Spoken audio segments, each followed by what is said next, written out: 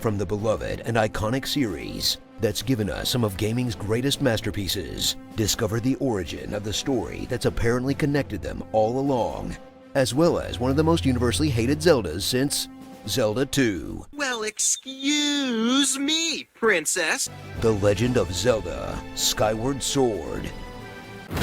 Dive into one of the most polarizing titles in the Zelda franchise, as Skyward Sword takes the design of the Wii to its logical conclusion and makes the motion control Zelda game that absolutely no one asked for, where your gameplay enjoyment is directly correlated with how up your sensor bar is, and every fight feels like doing a bunch of morphine before a high school fencing match. Then watch as the game proceeds to deviate even more from the usual formula of the Zelda, with item collection, upgrades, durability, climbing, and a bunch of other things that would turn out to have basically been prototypes for Breath of the Wild's gameplay, but at this point just felt awkward and unnecessary, in a contentious entry that took a step back for every step forward.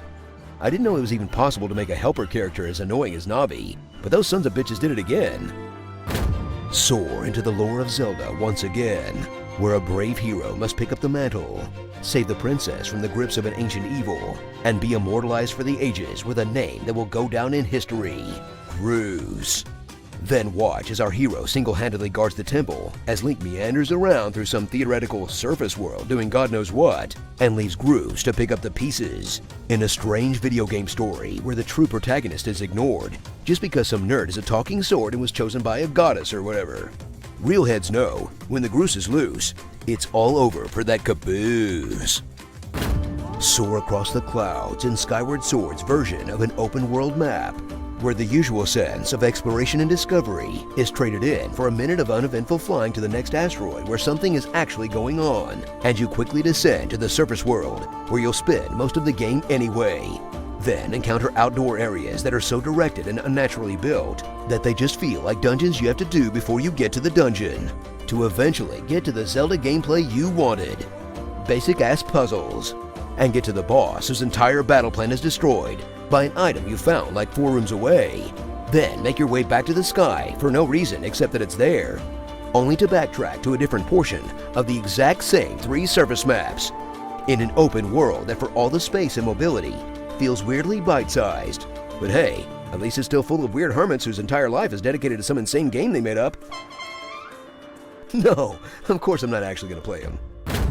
Wave your controller like you just don't care in the battle system of Skyward Sword, where you'll wildly wiggle and waggle your sword around like you're fighting a swarm of bees, until the game actually makes you precisely swing the thing in a specific direction, which works generously half of the time.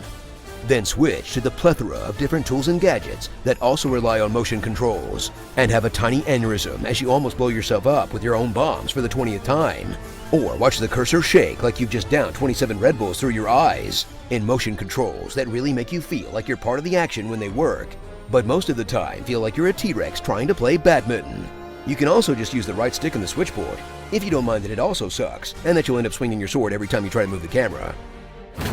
So strap on that wrist brace, and point that sword skyward, for the last straightforward Zelda before it took a wild turn that might have been a disappointment for a Zelda game, but is still probably better than most of the crap you'll play this year.